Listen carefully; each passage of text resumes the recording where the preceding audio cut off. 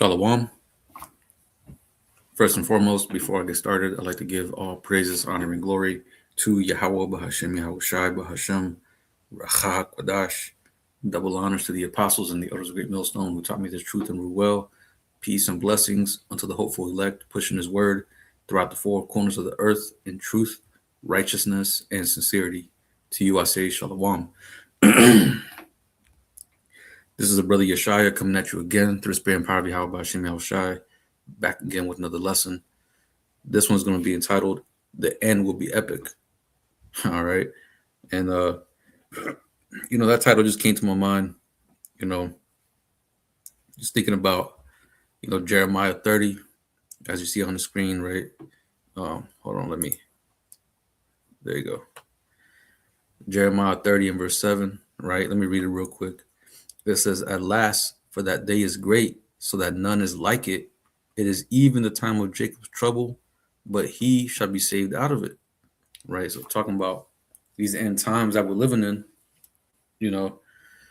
as known as Jacob's trouble, because a lot of this wrath that's being built up is ultimately for the Lord's people because of their rebellious nature, right? The reason why you're in this condition that you're in is because of your rebellious nature, your disregard for the laws of Yahweh B'Shem Yahushua, right?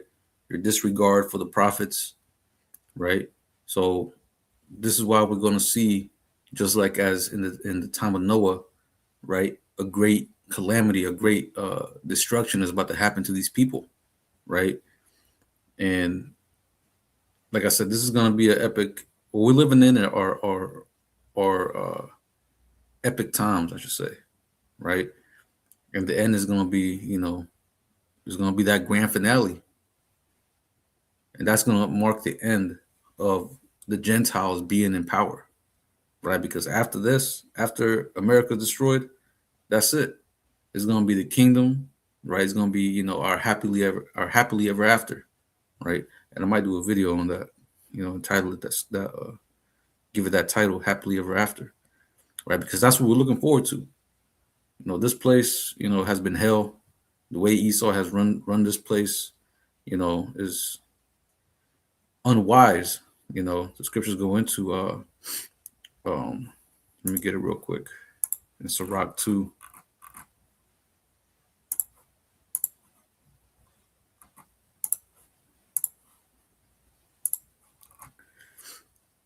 Wait, not Sirach 2, Sirach 10, my bad.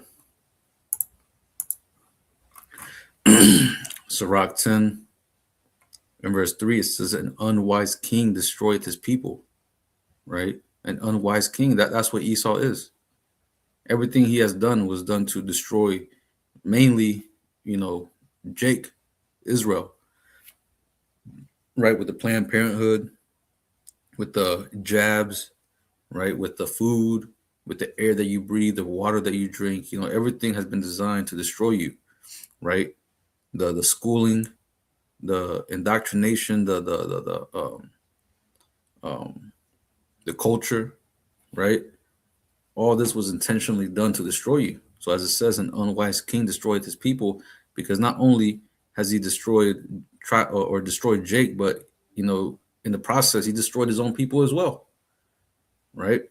But it says, "Through the prudence of them which are in authority, the city shall be inhabited." So going back to Jeremiah 30, I'm going to read this back in verse 7. "Alas, for that day is great, so that none is like it. It is even the time of Jacob's trouble, but he shall be saved out of it." Right? That's talking about the elect. The elect are going to be delivered out of these dangerous times that we're coming into. Right? A lot of this evil that's being prepared is only going to touch 2/3. Really, all this evil. Right? 2/3 and the rest of the heathen. We're about to see great death. We're about to see great miracles. Because we're going to need divine intervention to get out of these conditions, this time, that we're in right now, and it's just building up, right? But like I said, these end times the end is going to be epic. These end times are going to be epic, right? We're about to see and experience shit that we never thought we would go through. You know, things you see in movies like the Book of Eli, right? The Road. But not even that. Like I said, you're gonna start seeing miracles, man. Divine intervention is gonna take place, and the elect are gonna experience and see the power of the Lord, man. And yeah, you're gonna have the people in the world. They're gonna see it too, right? But the elect, Lord willing, we be part of the elect, is gonna be for to deliver us.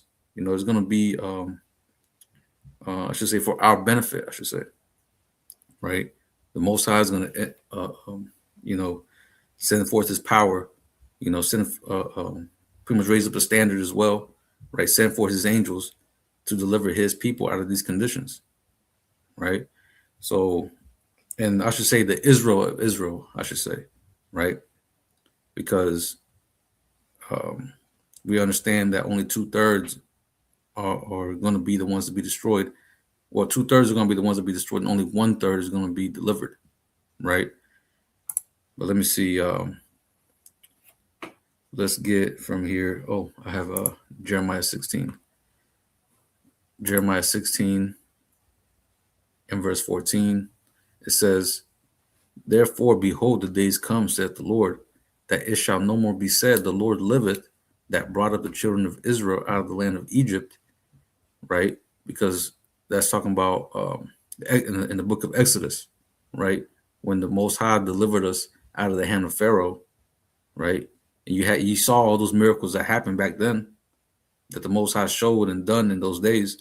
Well, like I said, that's going to be the same thing now, and it's going to be done. The Most High is going to overdo it. He's going to show out. He's going to outdo what he did back then during the time of Egypt, right? So verse 15 it says, "But the Lord liveth, that brought up the children of Israel from the land of the north," right? So it says, "It shall no more be said," even though we might still remember this, but the point being that this next deliverance is going to overshadow what happened in Egypt, right? So it says, "But the Lord liveth, that brought up the children of Israel from the land of the north and from all the lands whither he had driven them, and I will bring them again into their land that I gave unto their fathers," right? So this deliverance that we're about to experience and go through, Lord willing, will be part of the elect. And I have to say that because we don't know who the elect are. You know, we pray and we hope that we are part of the elect. That's what we call ourselves, the hopeful elect, right? But let's see. Let's get from here Isaiah 63, because what he's going to do in this deliverance, right, before the nuclear destruction, is that he's going to send his son Yahushai. The Most High Yahweh is going to send his son Yahushai to deliver his people and bring judgment upon the armies of the nations, right? So this is Isaiah 63 and verse 1. Who is that? Who is that cometh from Edom with dyed garments from Basra? That this that is glorious in his apparel, traveling in the greatness of his strength. I that speak in righteousness, mighty to save. So, of course, it says Edom because he's coming to visit the house of Edom, right? That being over here, America, right? America is an Edomite empire, right? And I mean, I guess you can call America an empire because it has spread its reaches throughout all the four corners of the earth, man. But it says, verse 2, "Wherefore art thou red in thine apparel, and thy garments like him that treadeth in the wine fat?" Right. So this is going into, uh, um, it's pretty much symbolic for the amount of bloodshed that he's about to commit, right? So let me read this back. Verse 2, "Wherefore art thou red in thine apparel, and thy garments like him that treadeth in the wine fat," right? So somebody that's, stomping grapes, their clothes, especially if they're wearing white, they're going to turn red, right? So it's just giving you that symbolic expression of how much bloodshed is going to happen when he returns. But verse 3, it says, I have trodden the winepress alone, and of the people there was none with me. For I would tread them in mine anger and trample them in my fury, and their blood shall be sprinkled upon my garments, and I will stain on my raiment. For the day of vengeance is in mine heart, and the year of my redeemed is come. Right? Vengeance. That's what Yahweh Shai is coming to bring. Right? And like I said, notice that it mentions Edom at the top in verse 1. Right? The house of Edom. Why? Because of what this man has done to the nation of Israel. And when you look at history, I mean, it's only evident.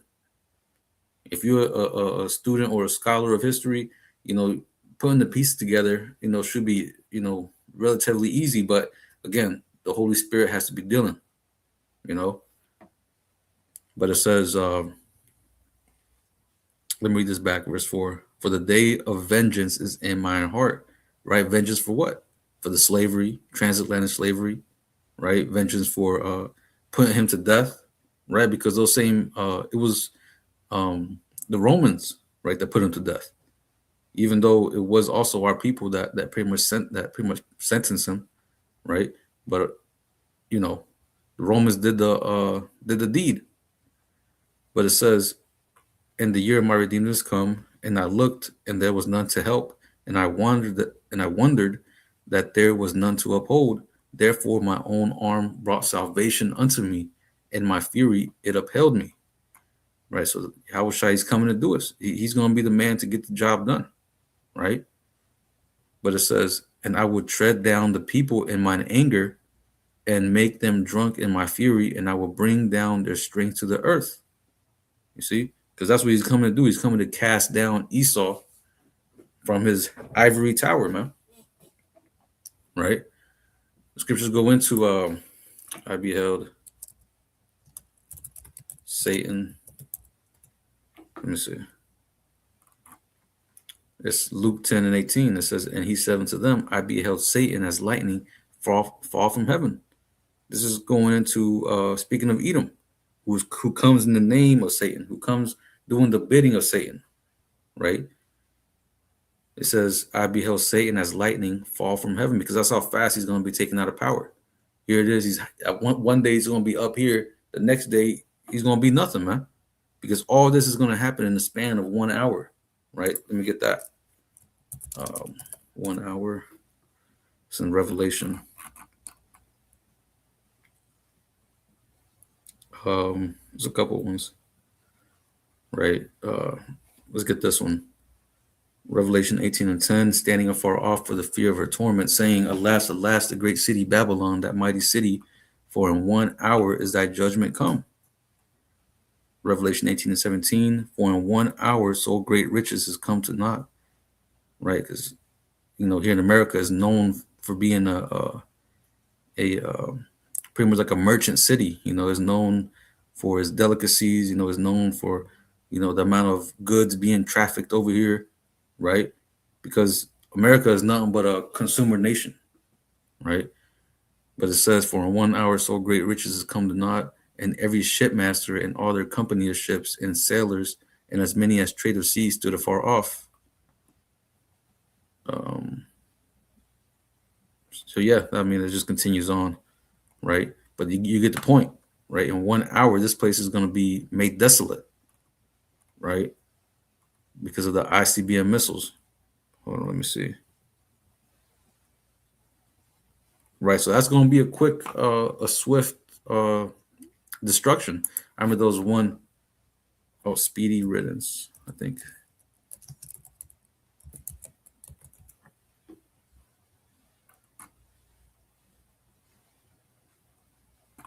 Yeah, right here. Zephaniah 1 and 16, "A day of the trumpet and alarm against the fenced cities and against the high towers. And I will bring distress upon men, and they shall walk like blind men, because they have sinned against the Lord, Yahweh, and their blood shall be poured out as dust, and their flesh as the dung." Right? So, again, a lot of death. "Neither their silver nor their gold shall be able to deliver them in the day of Yahweh's wrath. But the whole land shall be devoured by the fire of his jealousy, for he shall make even a speedy riddance of all them that dwell in the land. You see, America is going to be destroyed in 1 hour, right? Them ICBM missiles is going to do a swift um, destruction, or like a pretty much a swift. Can't even think of the word, Salaki. I'm drawing a blank, but pretty much it's going to be destroyed very, very quickly. But let me see it. I was thinking of a precept. Um, Salakia. Let me actually go to. Bear with me. Um,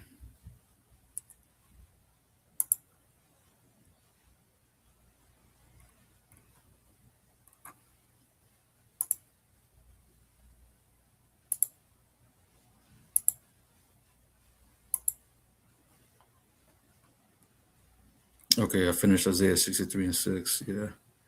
Okay. Let me get from here Revelation 19 in verse 11. It says, "And I saw heaven open, and behold, a white horse, and he that sat upon him was called Faithful and True, and his righteousness he doth judge and make war." Right. So this is going into Yahushua, right? Him being that white horse, or the white horse really being the chariot, but it's symbolic of Yahushua, right? But Revelation 19 and 12, it says, "His eyes were as a flame of fire, and on his head were many crowns." Why is that? Because he's coming to dismantle the heathen, right? He's about to bring down Esau off his throne, right? All these other nations, they're going to be cast down, right? To where Yahushua is going to be the one and only ruler on the planet Earth, right? He's going to come and take the earth, right? He's going to take it back because it's been hijacked by these heathen. But it says, "And he had a name written that no man knew but him, but he himself." Now this is going into his title, right? Meaning, no one else, would be able to be in that position, in that title that he has been given, right? That's that rank of being the firstborn, right? But it says, verse 13, "And he was clothed with a vesture dipped in blood, and his name was called the Word of the Most High." It says, "And the armies which were in heaven followed him upon white horses, clothed in fine linen, white and clean. And out of his mouth goeth a sharp sword, that with it he should smite the nations," right? And that sharp sword going into them laser beams. It says, "And he shall rule them with a rod of iron, and he shall tread the winepress of the fierceness of the wrath of the Almighty power," right? So again, Yahushua is coming with his host of armies, right? Or his host of armies, of angels. Because whenever Yahushua returns, what you're going to see is like the scene in Independence Day when you had that massive chariot, and then you had all the other chariots, you know, going around, zapping people and shit. Well, that's what's going to happen. It says, verse 16, "And he hath on his vesture and on his thigh a name written, King of Kings and Lord of Lords." Right. So you got to picture this. You got to picture this. How the end is going to be. The end is going to be full of terror. You're going to have, Esau coming out with his, killer robots, coming out with his super soldiers, coming out with his robot dogs, all his drones, all the special equipment that he has tucked in somewhere. His witches, his warlocks, his sorcerers, his fucking, pretty much everything that he has, man, he's going to pull it out, right? And all this and to be in direct rebellion with the Lord. And when Yahushua returns, he's going to fight against the Lord. So the Most High is going to show out that right hand. That left hand, is doing a lot of work, but that right hand is about to come with that knockout punch, right? So So in these last days, a lot of these devices that Esau has in mind is going to fail him. All his plans, careful planning, all his, his execution, at the end of the day, it ain't going to work, no matter how good it is, because the power of the Lord is going to overwhelm him. It's going to shock him. When you read the scriptures, you go into Shadrach, Meshach, and Abednego, they were engulfed in flames, but yet not a hair was singed, not even their garments, right? So that's the kind of power that we're about to see be demonstrated here on the planet Earth, man. Like I said, we're living in wonderful times. Now, yeah, they're going to be deadly, but best believe they're wonderful times, because now we're going to see, we're going to be that generation that sees the end, right? That sees the fall of America, right? And Lord willing, we be part of the elect to, so like I wasn't even sharing this, but Lord willing, we'll be part of the elect to be able to, experience the kingdom, be one of the first fruits, and establish, the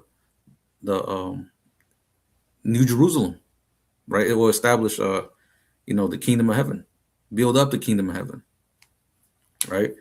But let me see. Let's get from here. Revelation 9.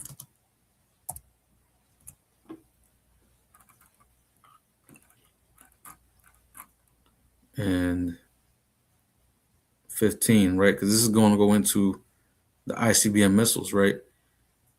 What's going to do the cleansing, because at the end, like I said, Yahushua is going to come, and what's going to happen is he's going, after he delivers the elect, is going to be, a carpet bomb of ICBM missiles, right? Matter of fact, let me get this first. This is what I was thinking about earlier, that, I had a pretty much a lapse of pretty much I lost what I was thinking about, but besom of destruction.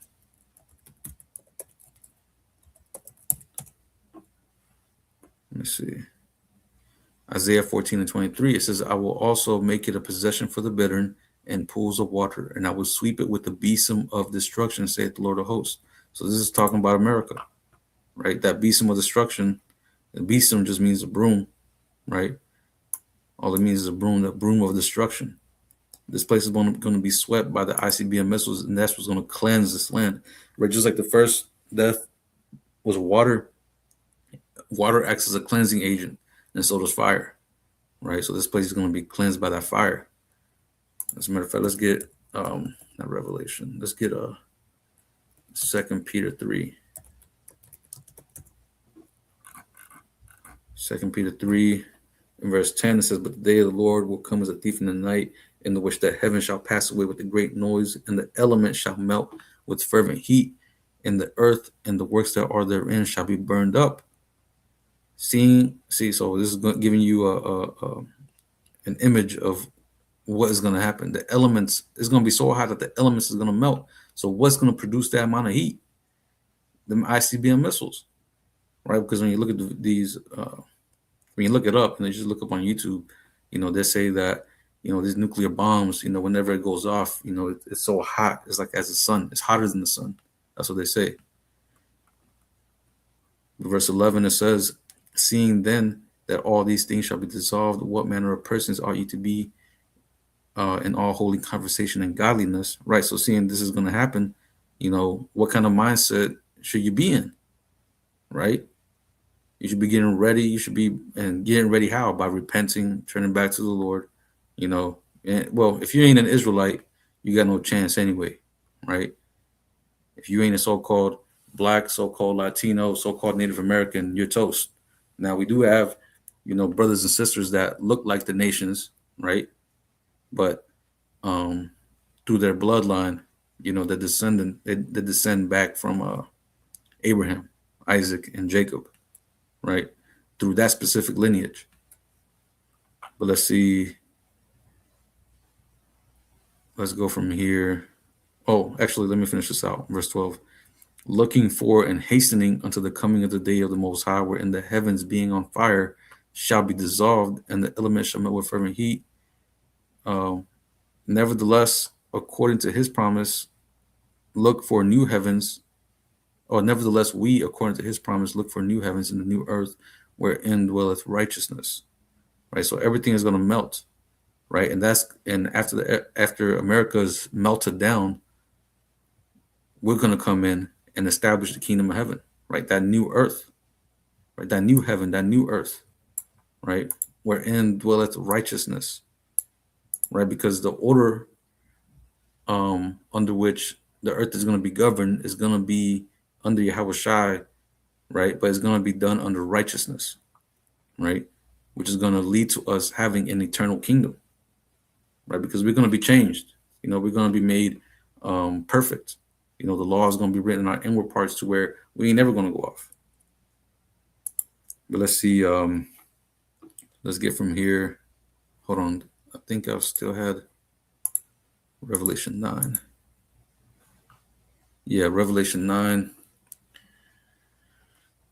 In verse 15, it says, "And the four angels were loosed, which were prepared for an hour and a day and a month and a year, for to slay the third part of men. And the number of the army of the horsemen were 200,000. And I heard the number of them." So this is talking about 2 million, right? I believe it even tells you in the NLT. Hold on.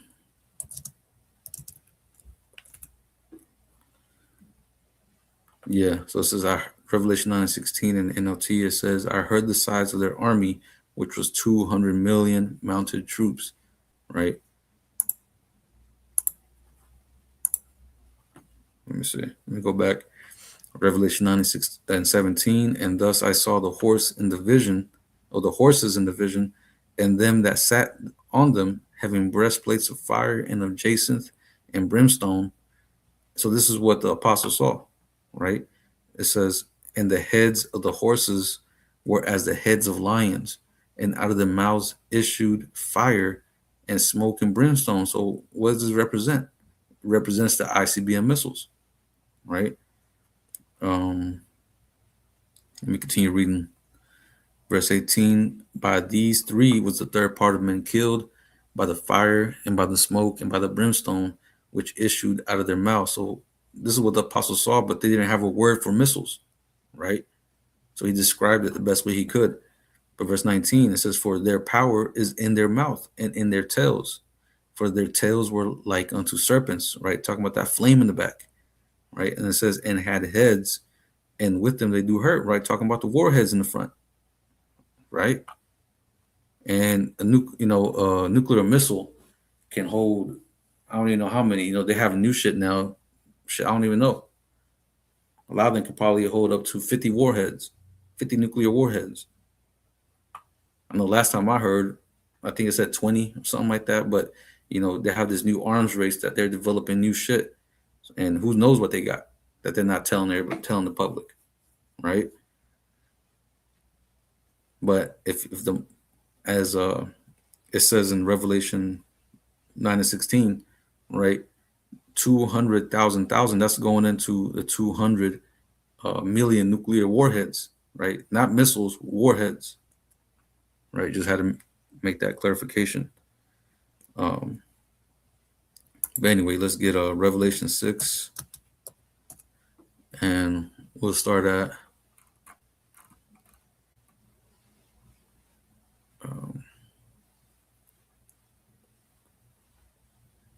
let's start at 12. It says, "And I beheld when he had opened the sixth seal, and lo, there was a great earthquake, and the sun became black as sackcloth of hair, and the moon became as blood," right? Because you're gonna be seeing signs. You're gonna be seeing the blood moons. You're gonna be seeing, solar eclipses, right?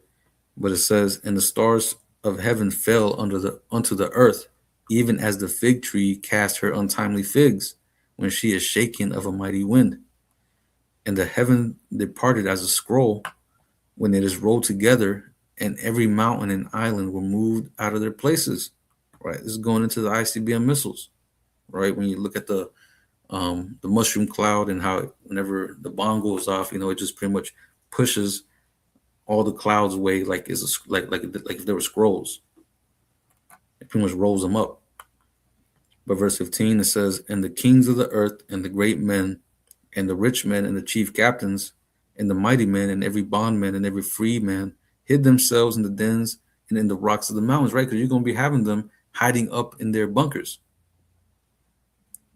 It says, "And said to the mountains and rocks, fall on us, and hide us from the face of him that sitteth on the throne, and from the wrath of the Lamb." Right. So again, you're going to be having people running to their bunkers, right? Uh, some of them ain't even going to be able to reach their bunkers, and if they have bunkers here in America, it ain't going to do them no good, right? But you do have, the top elite who have their bunkers stationed, you know, because they read the prophecies, right? So they done made their planning on where they're going to have their bunkers, somewhere over there in Europe somewhere. But it says, let me read this back, verse 16. It says, "And said to the mountains and rocks, fall on us, and hide us from the face of him that sitteth on the throne, and from the wrath of the Lamb." Right? So they're going to be hiding from Yahushua because of what they did. Right? They're going to understand that the Lord is here to visit them. Right? That's why they're going to use everything to their disposal to try to fight and try to defeat the Lord. But they're going to fail miserably. But verse 17, it says, "For the great day of his wrath is come, and who shall be able to stand?" You see, ain't no one going to be able to stand, right? So again, all these things is going to be happening, and the elect, they're going to be delivered. Let's get this: how the elect are going to get delivered. As a matter of fact, let's go to First Thessalonians. What was it 4?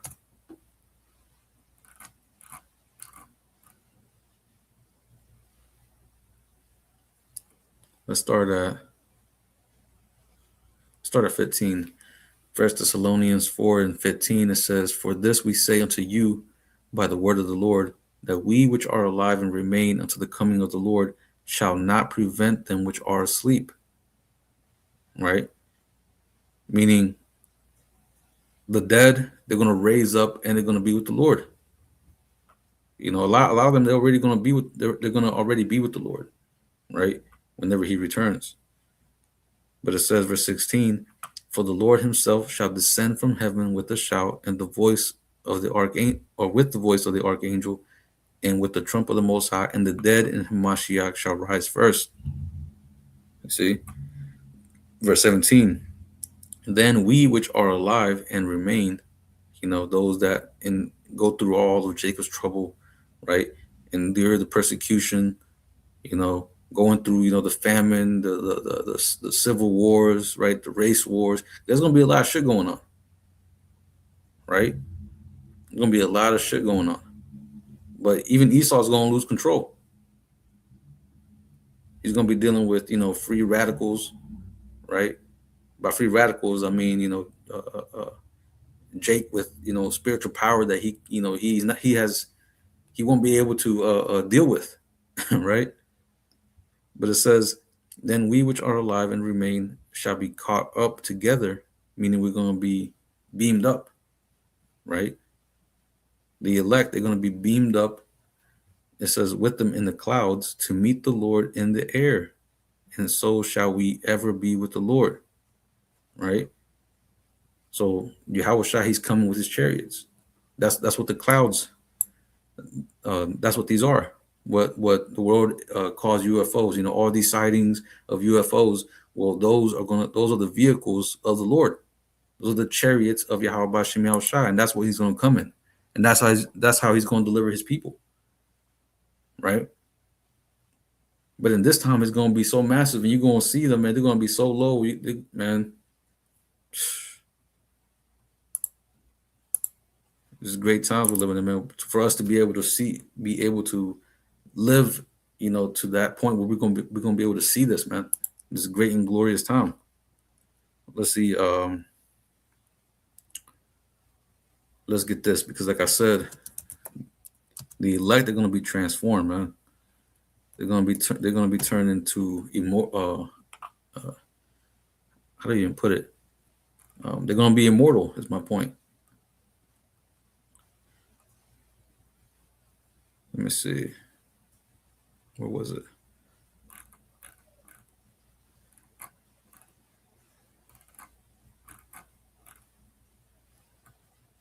Okay, right here. 1 Corinthians 15 and 50. It says, "Now this I say, brethren, that flesh and blood cannot inherit the kingdom of the Most High." Right. So pretty much in this current condition that we're in, this current present state, in these chains of darkness, as the scriptures call them, we can't enter into the kingdom of the Lord. Right. It says, "Neither doth corruption inherit incorruption." But it says, "But I show you a mystery." Right. So this is going to be what's going to happen in the last days. This is the Apostle Paul, gave us some beautiful nuggets, man. But it says, "But I show you a mystery. We shall not all sleep, but we shall all be changed, man. We're gonna be transformed." It says, how our brothers watch that movie Shazam. You know how, he's just a kid, right?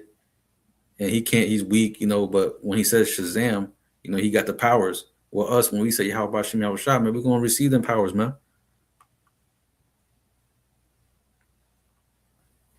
But it says, "But we shall all be changed in the moment, in the twinkling of an eye, at the last trump. For the trumpet shall sound, and the dead shall be raised incorruptible, and we shall be changed."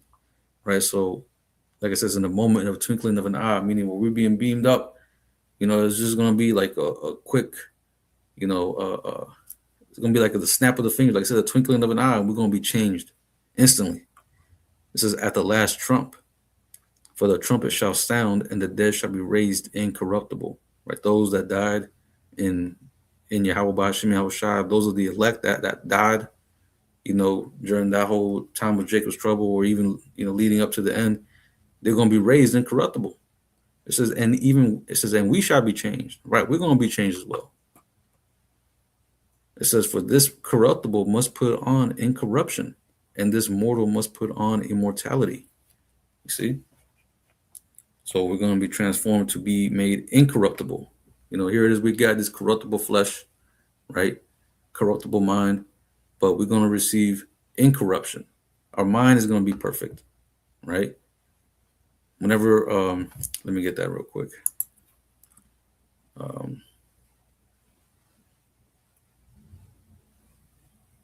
How does it go? Salakia.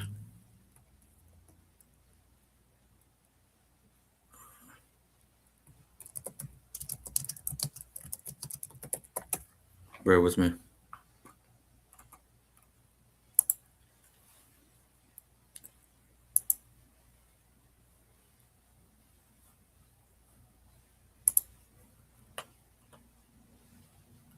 Let me read this back. 1 Corinthians 15 and 53. "For this corruptible must put on incorruption, and this mortal must put on immortality." So, like I said, the Most High is going to write in our inward parts. That was what I was thinking of. Salakia. I had to had to retrace my steps, man. So, man, this body's weak, man. We're gonna need them new bodies, man. But it says, where's it at?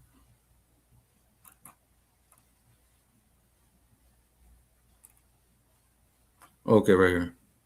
Salakia. I overlooked it. Jeremiah 31 and 33. "But this shall be the covenant that I will make with the house of Israel. After those days, saith the Lord, I will put my law in their inward parts." Right? So after, you know, everything leading up, all the way to Jacob's trouble, once Esau's empire is destroyed and, we get delivered up, he's going to put his law in our inward parts, man. Right? He's going to pretty much program us, just like the movie The Matrix, that's a perfect example. Whenever Neo was getting the download of all the fighting styles and everything, well, the Most High is going to download the whole all his law, right? Everything that he deems to be perfect. He's going to put that in us, man. It says, and write it in their hearts, and they will be their power, and will be their power, and they shall be my people. Hold on. Oh yeah, and the Most High will be our power, right? And they shall be my people. So like it. But it says, verse 34, and they shall teach no more every man his neighbor and every man his brother, saying, know the Lord, for they shall all know me, from the least of them unto the greatest of them, saith the Lord. For I will forgive their iniquity, and I will remember their sin no more. Right? So again, we're going to be made perfect. Our sons, our children, they're going to be perfect. So there's going to be no need for, a prophet having us, go out there in the highways and byways, right? We ain't going to need to do that no more, because everybody, all of us are going to know the Lord at this time. We're going to be born, knowing the Lord, right? But it says, I want to read this back. As a matter of fact, I think I made my point with that. Let me go back actually to this. 1 Corinthians 15:53. For this corruptible must put on incorruption, and this mortal must put on immortality.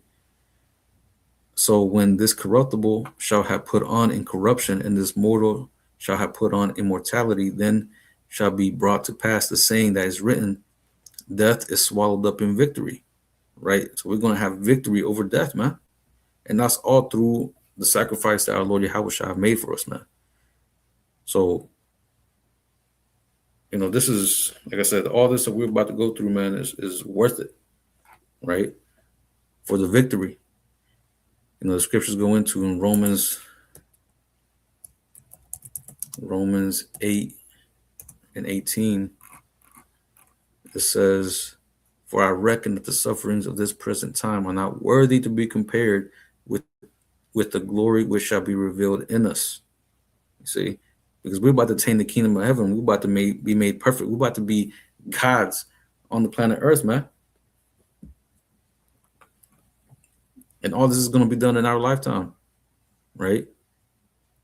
As long as, things continue to speed up, man.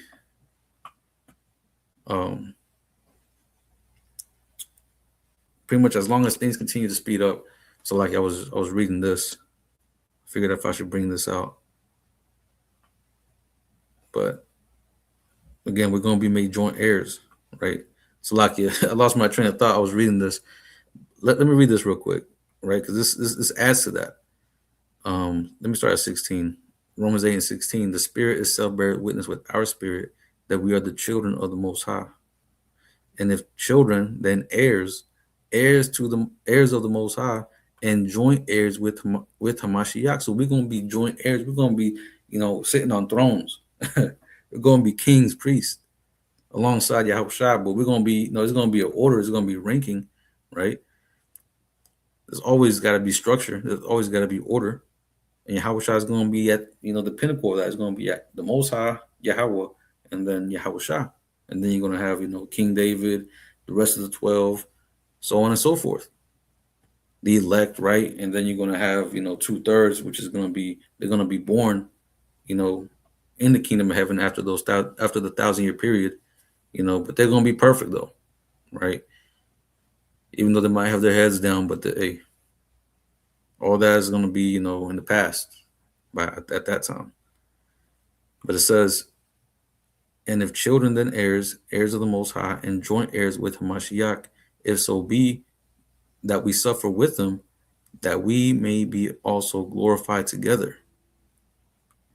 Right. So this is why we got to go through the suffering now to attain the kingdom of heaven. Right. The scriptures go into how with much suffering, you shall attain the kingdom of heaven, roughly paraphrasing. Right. So these terrible times are really, really great times because the Lord's about to show his power here soon, man. Right? So like I said, the end will be epic. So with that, I'm gonna go ahead and close it out by giving all praises, honor, and glory to Yahweh Bahashim, Yahweh Shai Bahashim, Rachah Kodash, double honors to the apostles and the elders of Great Millstone who taught me this truth and well. Peace and blessings unto the hopeful elect, pushing his word throughout the four corners of the earth in truth, righteousness, and sincerity. Until the next time, I'm going to say Shalom and Kwame Yasha Allah.